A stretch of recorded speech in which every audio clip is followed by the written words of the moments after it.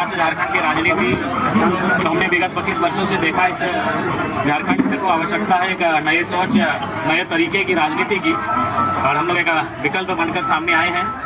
मात्र 2 महीने में निर्मित हुई पार्टी और उसी की बदौलत हम लोगों ने लगभग 12 लाख के आंकड़े के आसपास वोट लेकर आए हैं। तो निसंदेह एक उम्मीद लोगों ने जगाई है, और उम्मीद तभी साकार होगी जब हम लोग अपने संगठन का, अपनी आइडियोलॉजी का एक्सपेंड पूरे स्टेट में कर पाएँ। तो उसी लिहाज से पिछले सप्ताह पलामू प्रमंडल का दौरा था, अभी कोल्हान प्रमंडल में है। इसी प्रकार से सप्ताह में 1 दिन 2 दिन हम अपने विधानसभा से बाहर जाकर विजिट करते हैं, वहाँ के लोगों से मिलते हैं, समस्याओं को जानते हैं और प्रयास करते हैं कि उनकी समस्याओं के समाधान के साथ साथ हम लोग अपने संगठन को गति दे सकें। यहाँ क्या देख रहे हैं, संगठन की क्या स्थिति है, क्या लग रहा है? ठीक ठाक है, चूँकि नया संगठन है तो नई ऊर्जा के साथ लोग काम कर रहे हैं। यहाँ के तमाम जो हमारे संगठन के सिपाही हैं, केंद्र, प्रमंडल और जिला की जो टीम है अच्छा काम कर रही है।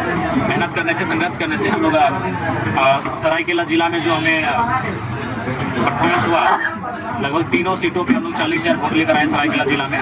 तो वही परफॉर्मेंस हम लोग आने वाला दिन पश्चिमी सिंहभूम में भी दोहरा सकते हैं। निसंदेह वो हमारी मेहनत और संघर्ष पर डिपेंड करता है। अभी 2 बड़े मुद्दे यहाँ राज्य में चर्चा में है, सरना धर्म कोड और पेशा कानून, इस पर आपकी क्या राय है? निसंदेह सरना धर्म कोड ये जो मांग विगत कई दशकों से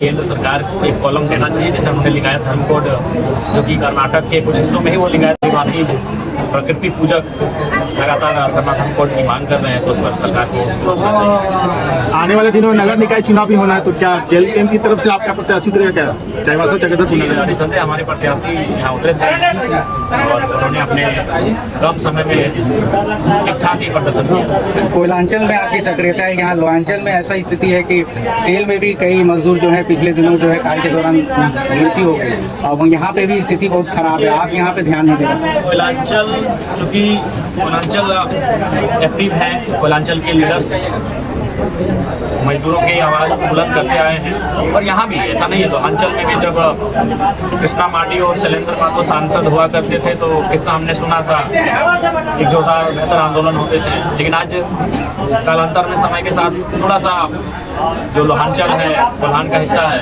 यहाँ के राजनेताओं की उदासीनता के कारण कहीं ना कहीं यहाँ के जो उपेक्षित वर्ग है, जैसे हमारे किसान, कामगार, मजदूर वर्ग हैं, उन्हें उचित न्याय नहीं मिला है। लेकिन हमें लगता है कि आज संगठित होकर पुनः आवाज़ को और आंदोलन को व्यापक करने की आवश्यकता है। आपकी पार्टी करेगी क्या? आपसे तो उम्मीद है? उम्मीद है ना, बिल्कुल। लेकिन हमारी पार्टी अभी सांगठनिक रूप से यहाँ पल्लवित हो रही है। जैसे ही हम लोग अपने आप को, चूँकि आप अगर मजदूर की आवाज़ बनते हैं, उनके लिए संघर्ष करते हैं, तो आपका भी खुद का मजबूत होना काफ़ी आवश्यक है। हम लोग अपने आप को मजबूत बनाएंगे, फिर उन मुद्दों पर उनके साथ बढ़ेंगे।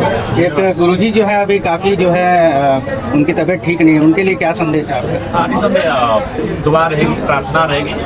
गुरुजी, हमें लगता है कि झारखंड आंदोलन के बहुत कम लीडर बच्चे हैं, उनमें से गुरुजी हैं, तो कम से कम उनके लिए पूरा झारखंड ही प्रार्थना कर रहा है, प्रार्थना कर रहे हैं कि वो सकुशल झारखंड लौटे।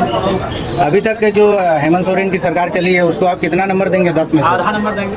आधा अच्छा हुआ है काम?